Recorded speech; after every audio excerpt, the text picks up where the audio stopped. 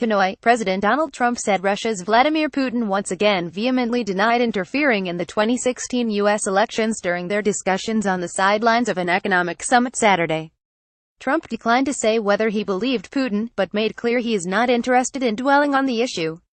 He said he absolutely did not meddle in our election. He did not do what they are saying he did, Trump said of Putin, speaking with reporters aboard Air Force One as he traveled to Hanoi, the second-last stop of his Asia trip. "Every time he sees me, he said I didn't do that. And I really believe that when he tells me that he means it," Trump said, noting that Putin is very insulted by the accusation. Trump called the accusation an artificial barrier erected by Democrats, once again casting doubt on the U.S. intelligence community's conclusion that Russia did try to interfere in the election to help Trump win. Trump and Putin did not have a formal meeting while they were in Vietnam for the Asia-Pacific Economic Cooperation Summit, but the two spoke informally several times on the event sidelines and reached an agreement on a number of principles for the future of war-torn Syria. But Trump made clear that the issue of Russian meddling in the election hovers over the leaders' relationship and said it jeopardized their ability to work together on issues including North Korea's escalating nuclear program and the deadly conflict in Syria. "Having a good relationship with Russia's a great thing. And this artificial democratic hit job gets in the way," Trump told reporters. "People will die because of it." Trump danced around the question of whether he believed Trump's denials, telling reporters that pressing the issue would have accomplished little. He said he didn't meddle. "I asked him again. You can only ask so many times," said Trump. "Well, look, I can't stand there and argue with him," he added later. "I'd rather have him get out of Syria, to be honest with you. I'd rather have him, work with him on the Ukraine than standing and arguing about whether or not, cause that whole thing was set up by the Democrats."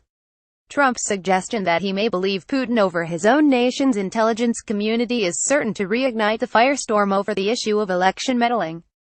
Meanwhile, a special counsel investigation of potential collusion between Moscow and Trump campaign aides so far has resulted in 2 indictments for financial and other crimes unrelated to the campaign, as well as a guilty plea. Congressional committees have also been interviewing campaign and White House staff.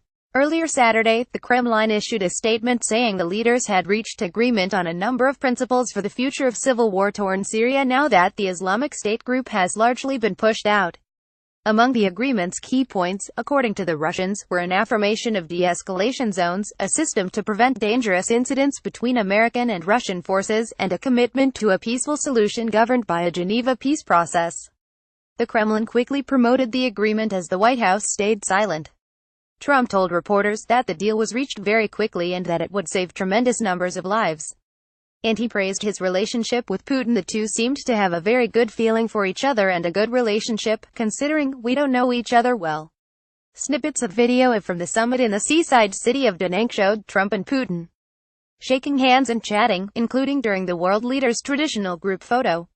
The two walked together down a path to the photo site, conversing amiably, with Trump punctuating his thoughts with hand gestures and Putin smiling. Journalists traveling with Trump were not granted access to any of the APEC events he participated in the picturesque tropical seaside city Saturday. White House officials had worked quietly behind the scenes negotiating with the Kremlin on the prospect of a formal meeting. The Russians raised expectations for such a session, and Trump told reporters aboard Air Force One en route to Asia that it was expected he'll meet with Putin to discuss issues including ramping up pressure on North Korea to halt its nuclear and ballistic weapons program. As speculation built, the two sides tried to craft the framework of a deal on the future of Syria that Trump and Putin could announce in a formal bilateral meeting, according to 2 administration officials not authorized to speak publicly about private discussions.